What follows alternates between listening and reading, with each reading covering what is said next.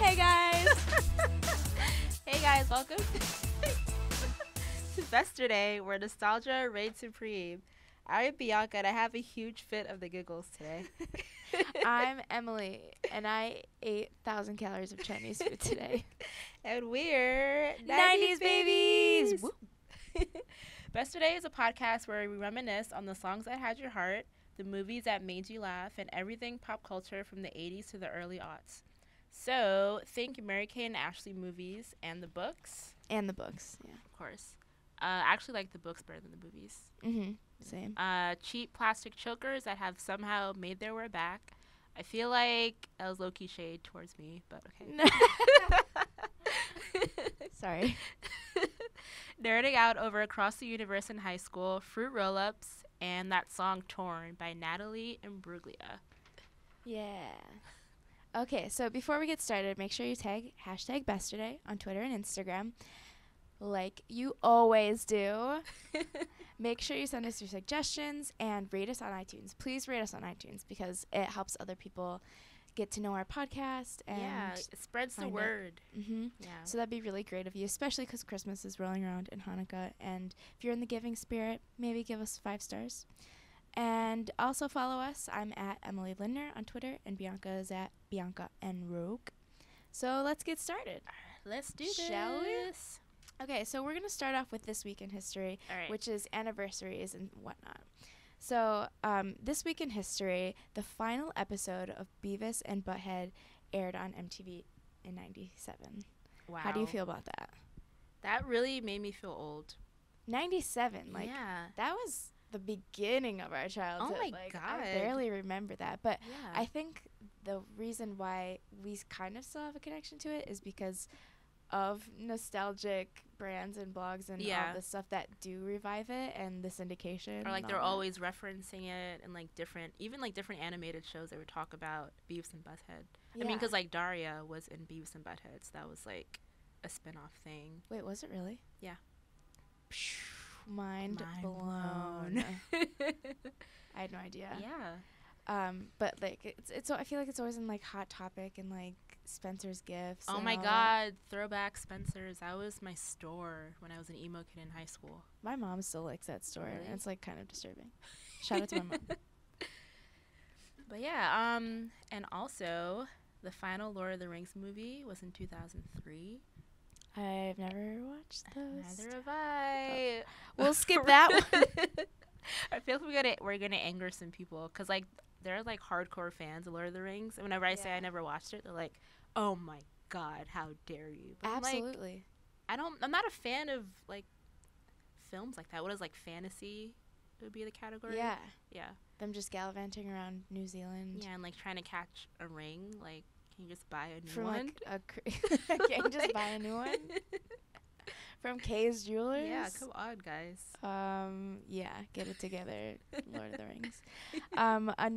We have another movie anniversary. It's Frozen, which wasn't too long ago, but seems like forever ago because that's the only song I've been hearing for the past 3 years. Yeah, the song, the costumes, the viral takes on late night. Let it go.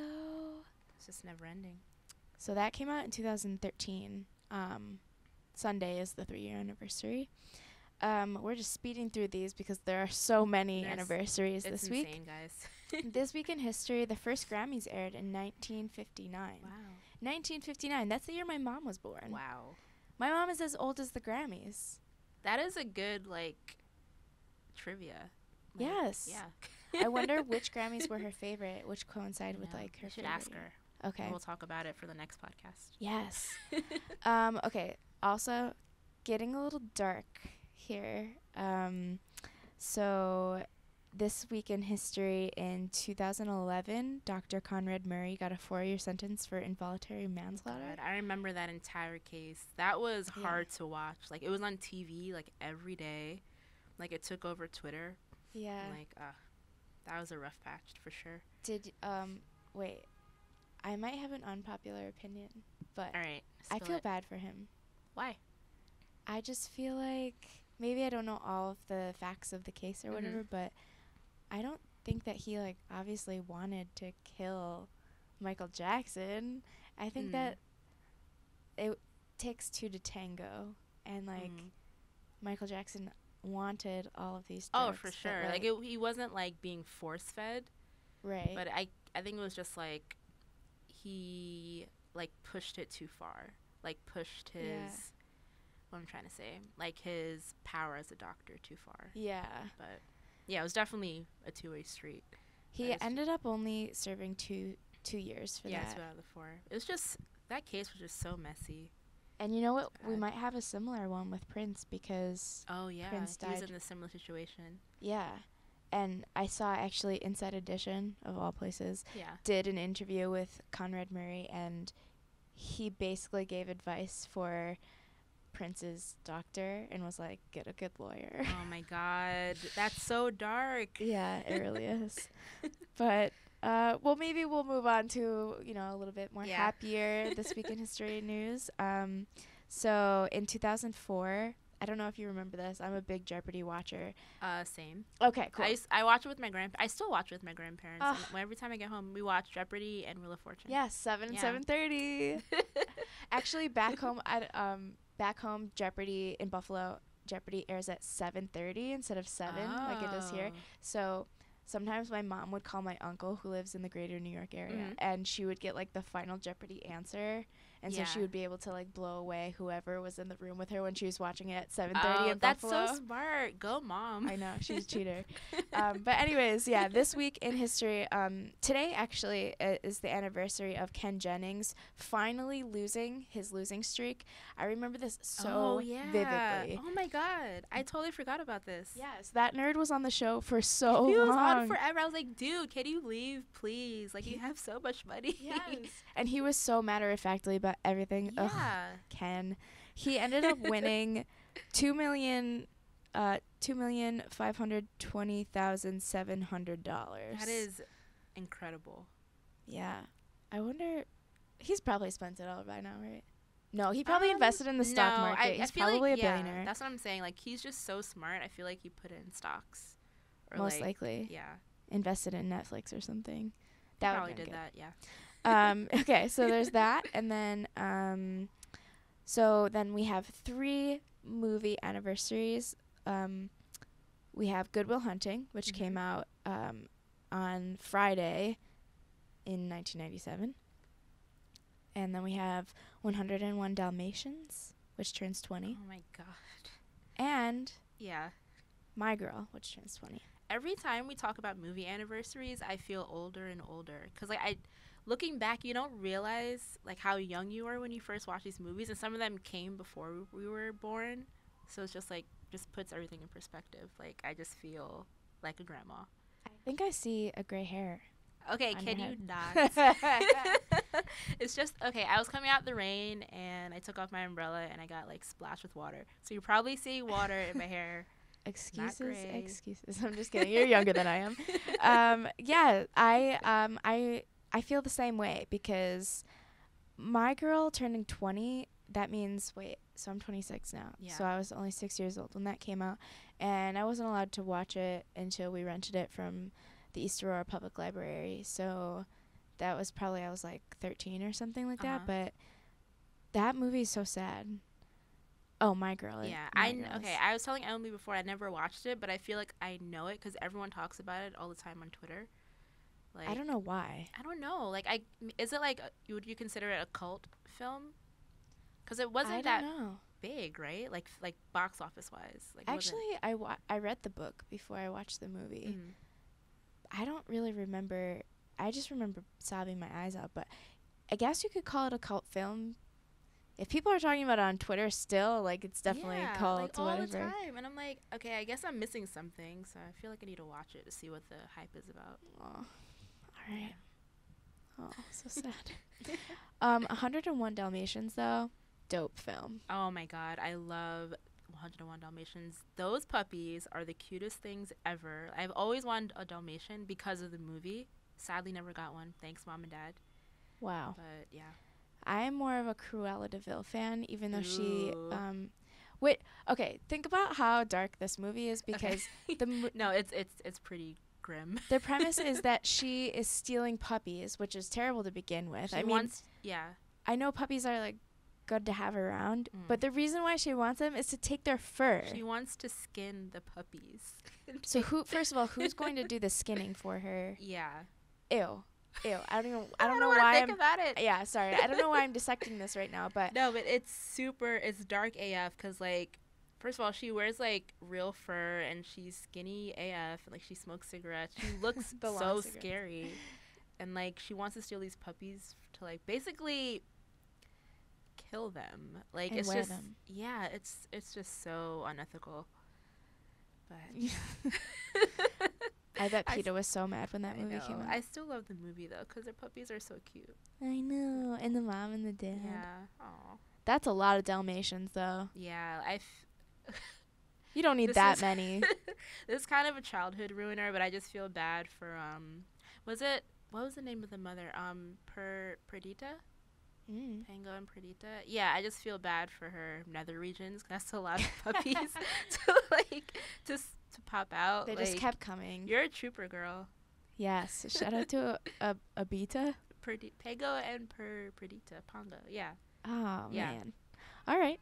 Well, that's the end of This Week in History. Yeah. All right, guys. So, in today's news, we have some cool stuff that happened. Alexis Bledel, I can never say her last name properly because it's like that L after the B. It's hard to roll off the tongue. Yeah. Alexis Bledel. Perfect. You nailed it. So, of course, she's thriving in Gilmore Girl revival.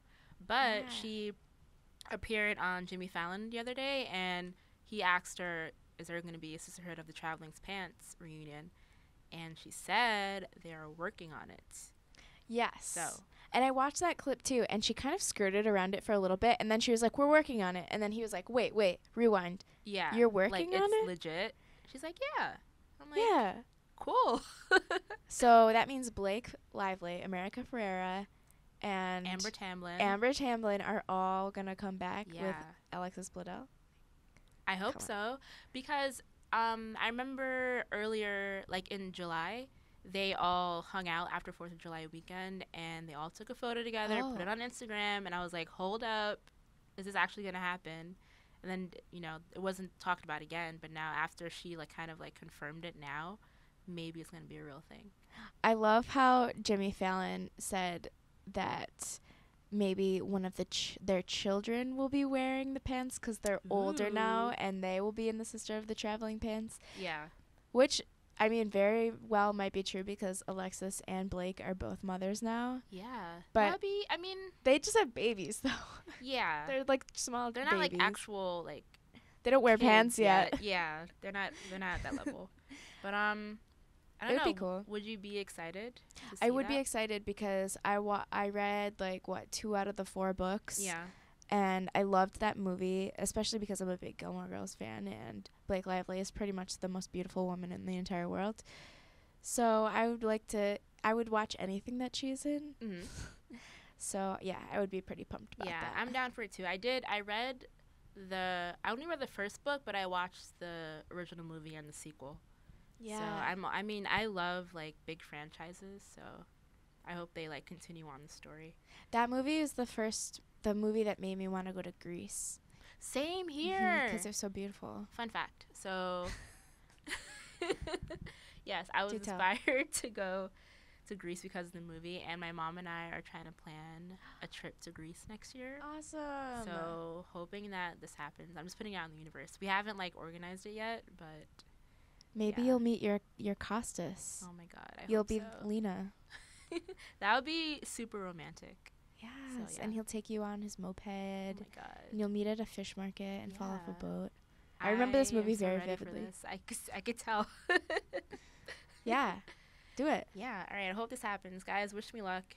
At me on Twitter and give me some tips on how to snag a guy in Greece. Okay.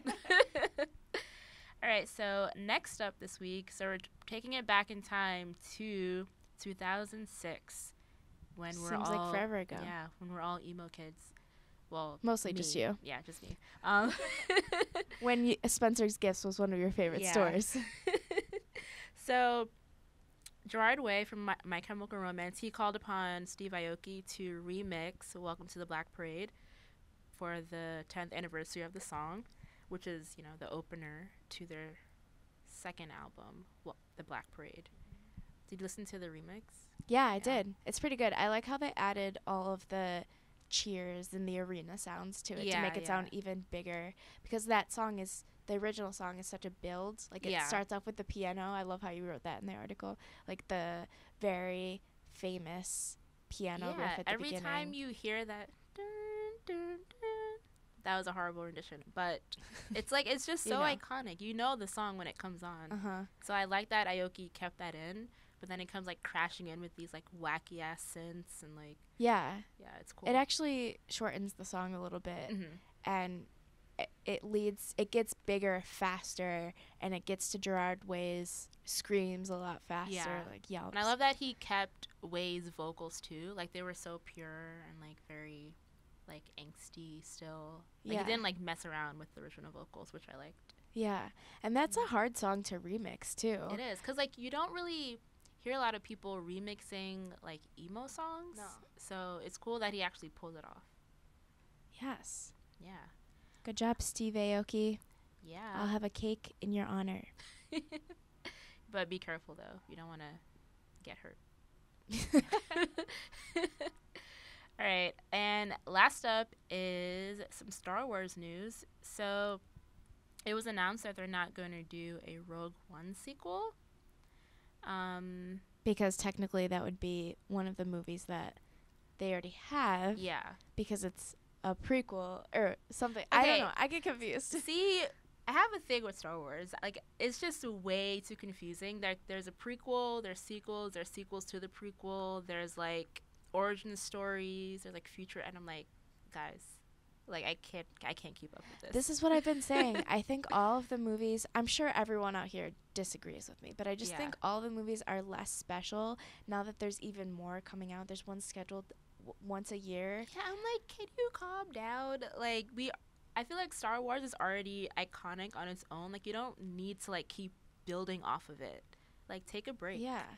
It's like when your favorite band from like 10 years ago comes back and they make a really shitty album, and it's just disappointing, and it kind of like ruins everything for you. Or like when Gilmore Girls is rebooted or something and you don't like it as much even though it was hyped up. Like, it's that sort of thing.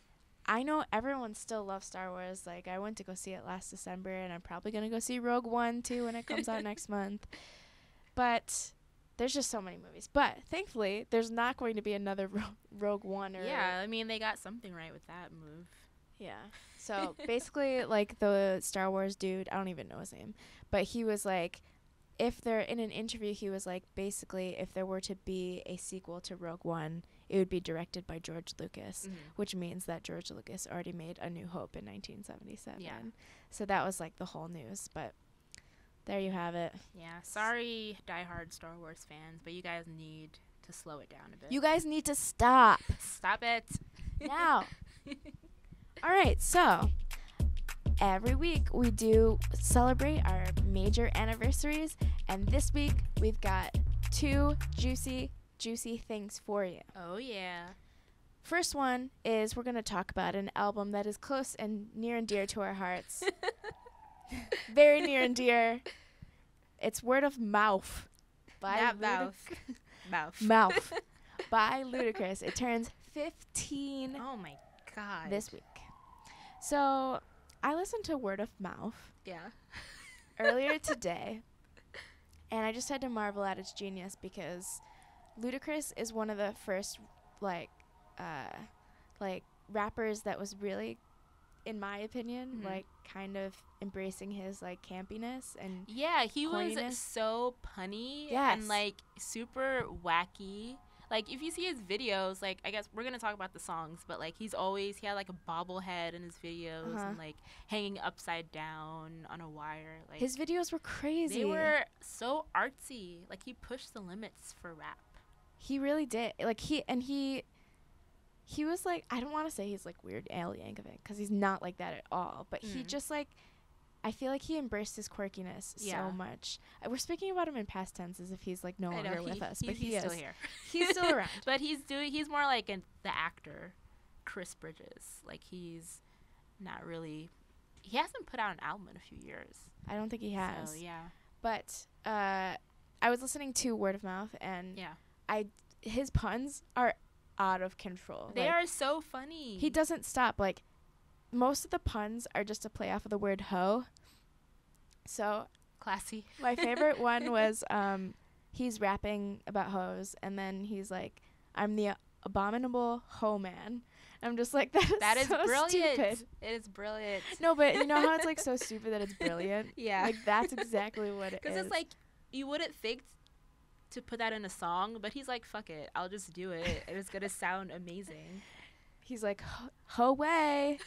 Just like, no, but yes, I don't know. It works. I feel like only he could pull that off, though. Like, that's his thing. Exactly.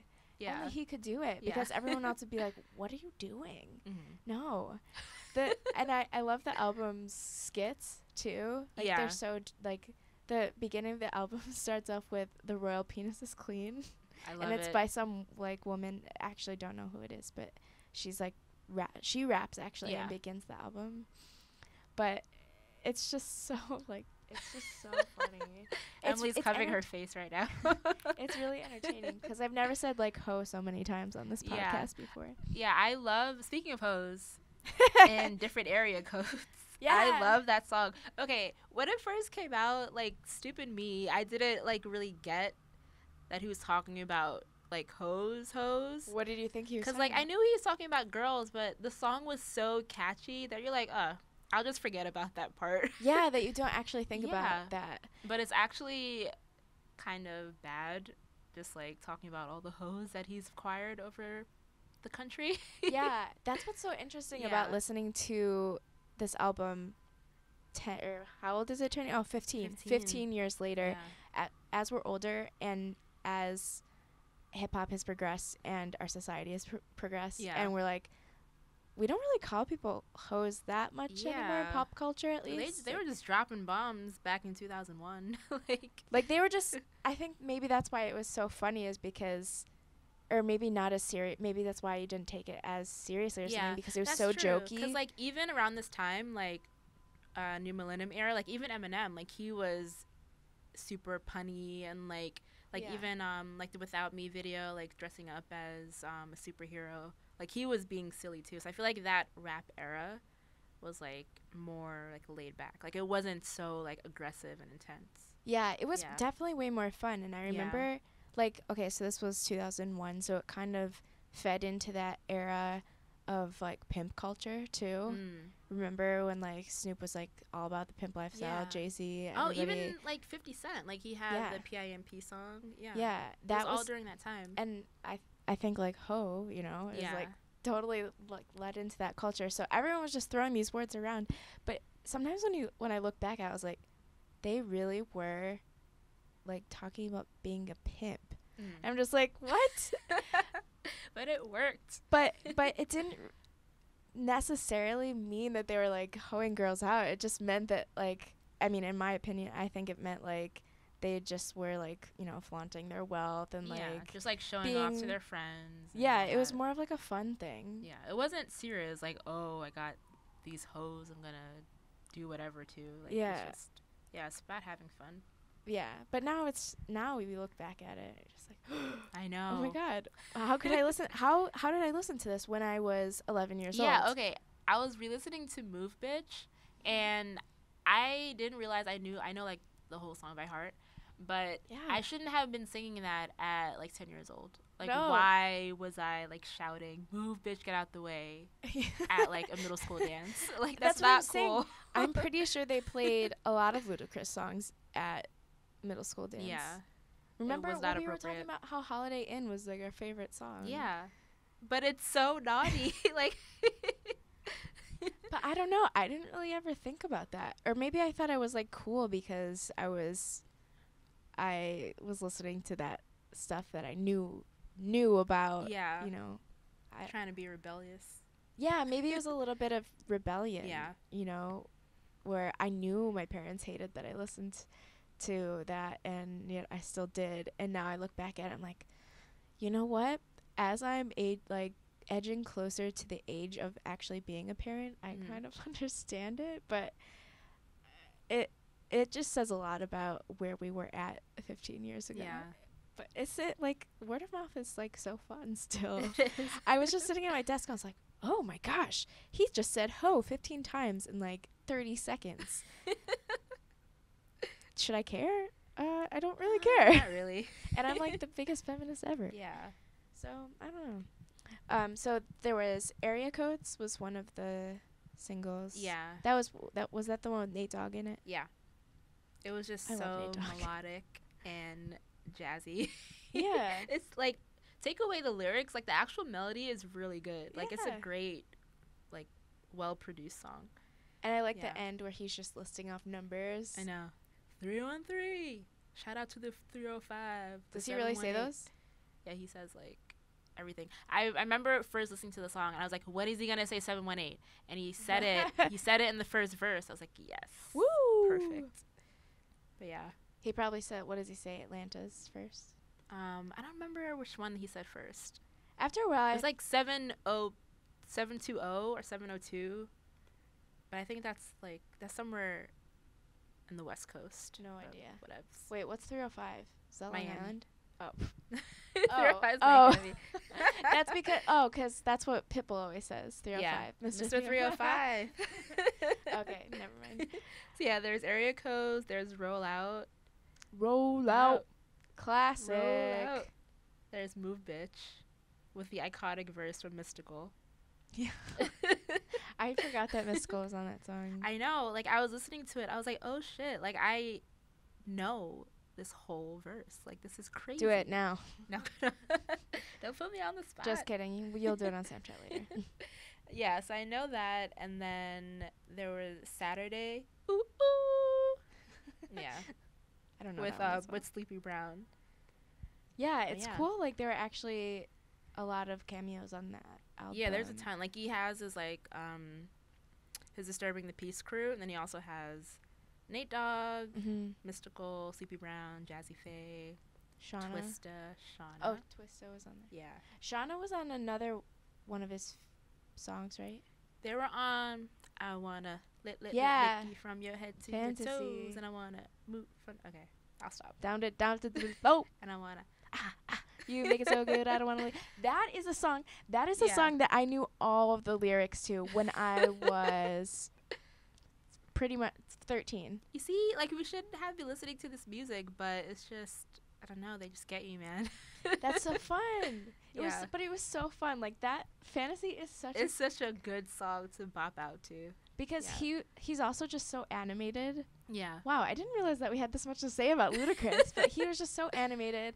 He had like a really intriguing flow where he could just take on different characters. I love when rappers can do that. Yeah, And- same here. Like he never sounded the same, like Right. same twice in a song. Right. Yeah. So when he rapped Fantasy, it was almost like you knew he was going to be top 40 right away because it's just like so entertaining. You know, It's no so- matter and always what has, he is saying. and always has a good hook. Like the videos are always like they're so wacky. Like yeah. I'm gonna Shout go out to you, Ludacris. Hopefully you put out a new album soon. 'Cause- Ludacris, will you come on our podcast? Yes, please. Ooh. Mm. Got some ideas. Okay, so yes. So we also have another fun major thing to talk about. So this is actually the anniversary of 25 Days of Christmas. 20 years. It first debuted in 1996 on what was called the Family Channel, which Yeah. turned into Fox Family, which turned into ABC Family, and what is now called Freeform. Yeah. And they just announced their 25 Days of Christmas lineup today, Oh snap! and it begins tomorrow. I'm so excited. I'm excited too, even though I don't have cable.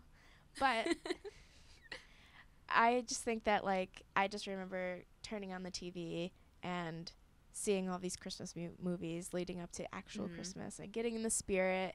And I think the best time of the year is actually the 25 days before Christmas, Yeah, because you get like amped up for it. Like that's the time where like Macy's puts up their window displays, and like the Rockefeller tree comes out. I've already went around to see all of them really? already.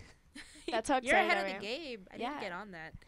But yeah, I think that like this time of year is arguably more fun than actual Christmas because of the anticipation and the joy and just wondering what's gonna happen. And then Christmas comes and you're like, ugh, I have to go to my family's house.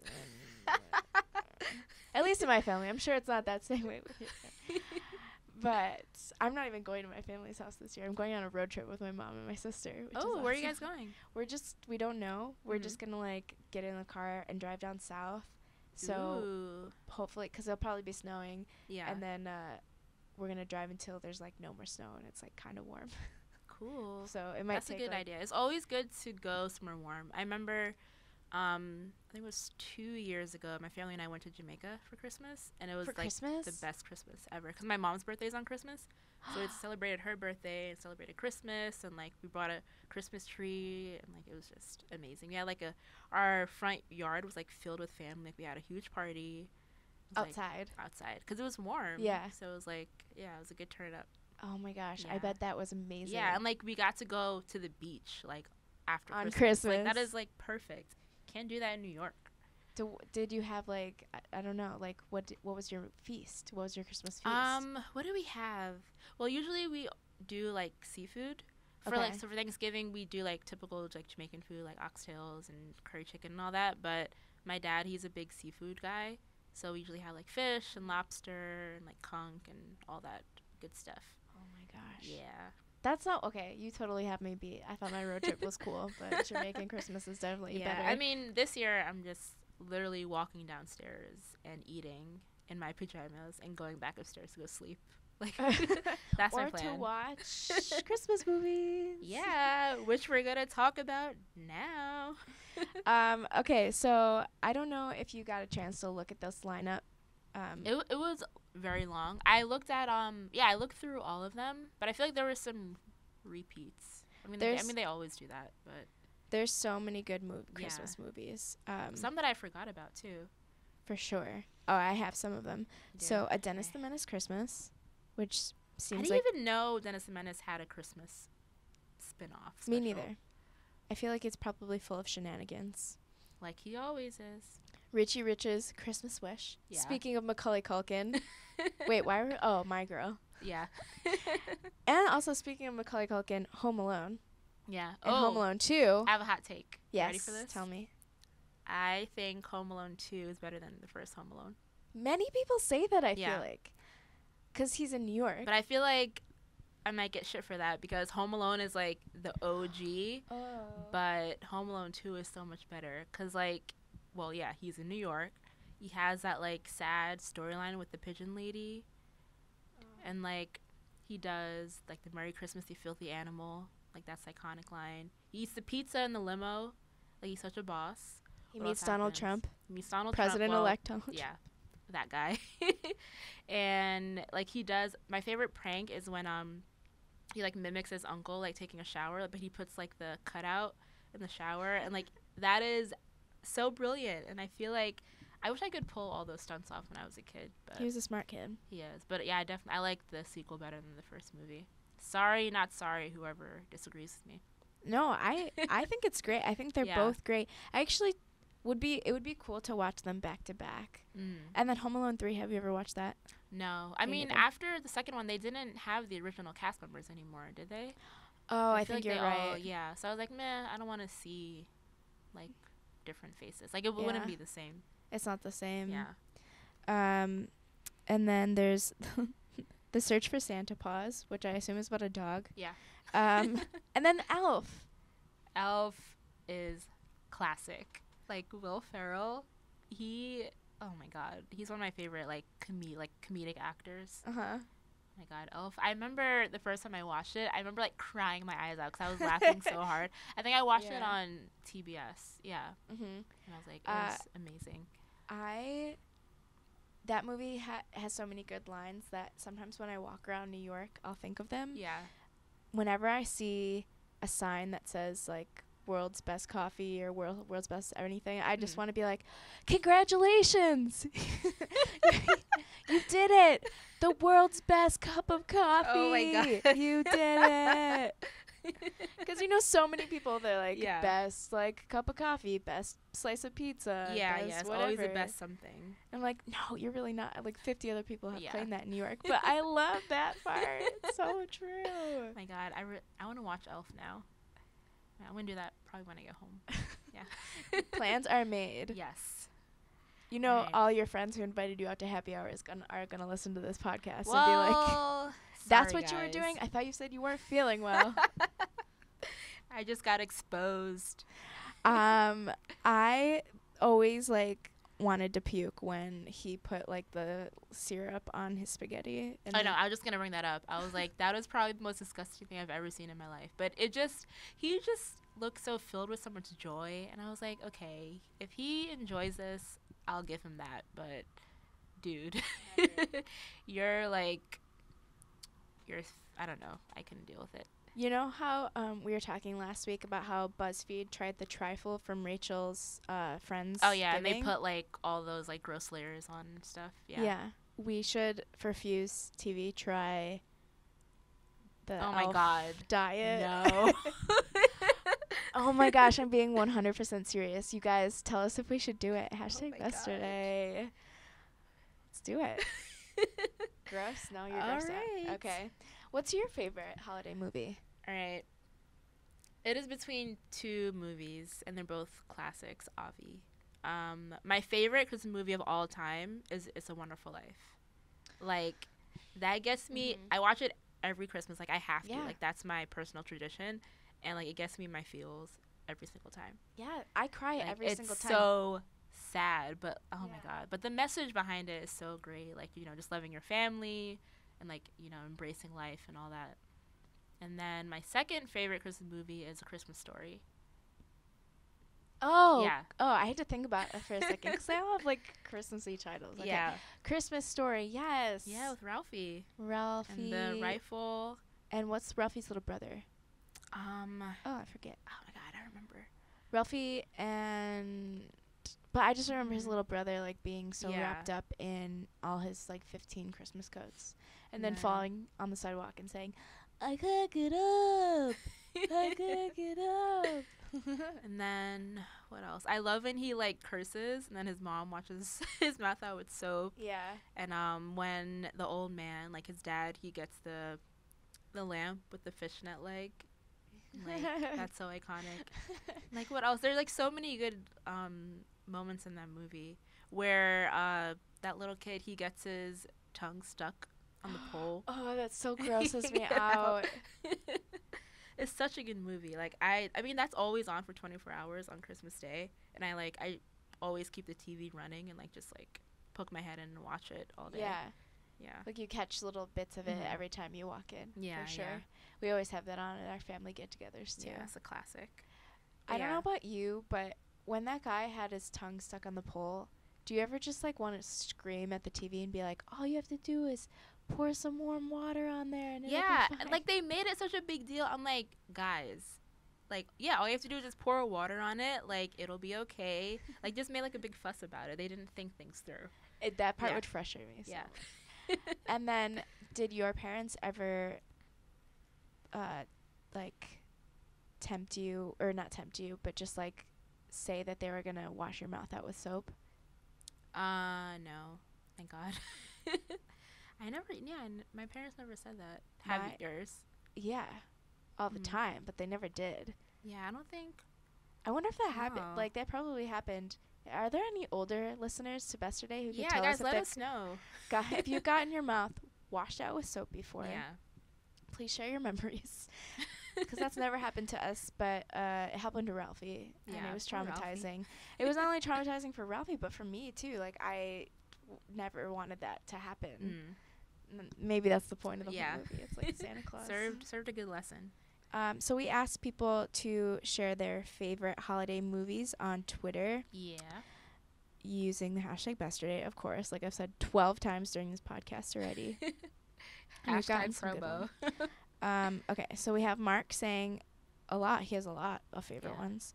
Home Alone 1 and 2, like you said. Yeah. National Lampoon Christmas Vacation, Elf, Olsen Twins. We were just talking about them. Oh my God! To grandmother's house we go. Mm-hmm. That's so those are good. Yeah. I will say, National Lampoon Christmas Vacation stresses me out too much. Really? I never watched it, but would you recommend it? I will feel bad if I say no because it's such a classic. Yeah. But whenever I watch the National Lampoon movies, I get so stressed out because they just get in the dumbest situations. And I'm just like, that could have easily been avoided. Like, I'm so practical. Like, with sticking your tongue on the pole. I just feel like I would just be like, no, this is so stupid that you are in this situation. It's a movie, Emilee. I know.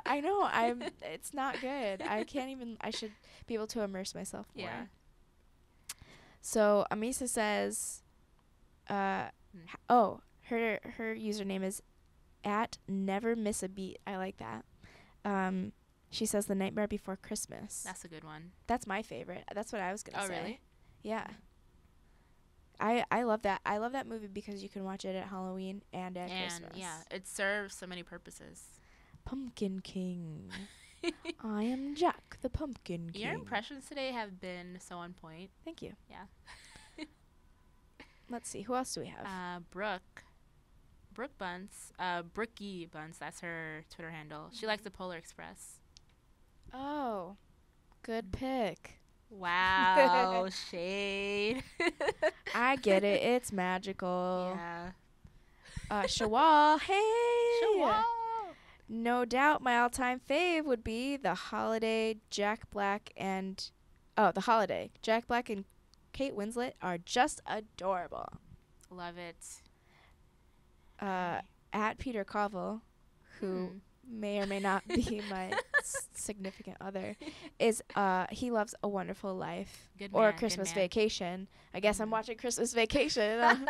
You just got suckered into it. I don't want to. Of course, It's a Wonderful Life is perfect. At Emotional Pimp, maybe he's friends with Ludacris. Just provided a GIF with Jack Skellington in it from. Love it. These are such good ones, guys. Thanks for sharing. Yes. Do you see any other ones? No, that's all. But I was actually going to bring up, like, 2 more that I really liked. Yes, please. The Santa Claus with Tim Allen. I've never seen. What? I probably still have the VHS at home, too. Like, I watched that all the time when I was a kid. Well, can you quickly give me a synopsis of that? Okay, so Tim Allen, basically, he gets, like, Santa, I don't know, like, bestows the work of Santa to Tim Allen. So and, like, he becomes Santa. He becomes Santa. Like, he grows the beard and, like, gets the belly. Like, he has to, like, take over. Oh, man. See, this seems like another stressful movie for me. It's very stressful. But I don't know. It has a good message behind it. Like, he has to be Santa, but also has to be a dad at the same time. So it's, like, juggling. Okay. How does he do it?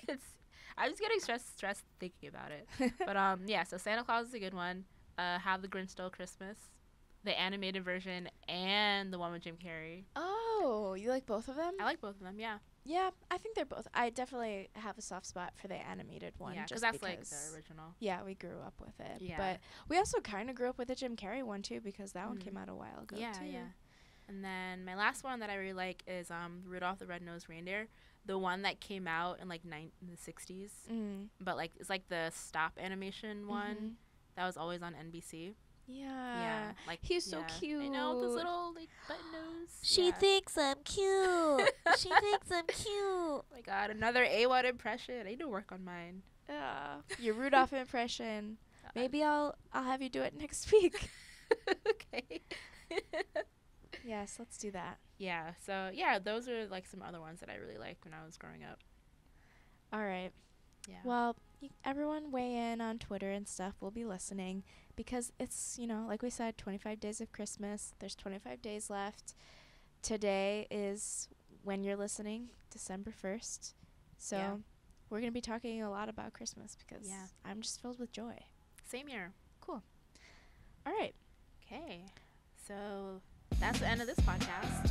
No, it's not. Is it? We Oh, have to it's share a not. Oh my song god, that I week. totally forgot. Bianca. How can I forget my favorite part of the podcast? Oh my gosh, I'm so sorry. my heart is I am beating so so sorry. fast Okay. right Sorry, listeners. now. Okay, so I assume you don't have a song of the week. I actually do have a song of the week. I just forgot about that portion. We could go first. Okay, I'll go first. My song is the orchestral theme from Home Alone. That is so specific. Well, because not only because we were talking about it, but like I said, I did go to see the window displays in New York City, and they are beautiful. And on Saks Fifth Avenue, they are having like the big light show, Yeah. and it's really incredible. But they blast Christmas music out onto Fifth Avenue, and you could hear it from blocks away. And one of the songs that they're blasting is the orchestral theme from Home Alone. That's really cute. Yeah. And I was just going to go see the tree because I kind of forgot about Saks. Whoops. And I heard the music and I was like, I must go to the music. And then I went to the music and I was blown away. And then I saw their window display. And then I went down to Macy's and looked at their window display. And then it just all started for me. Love it. What's yours?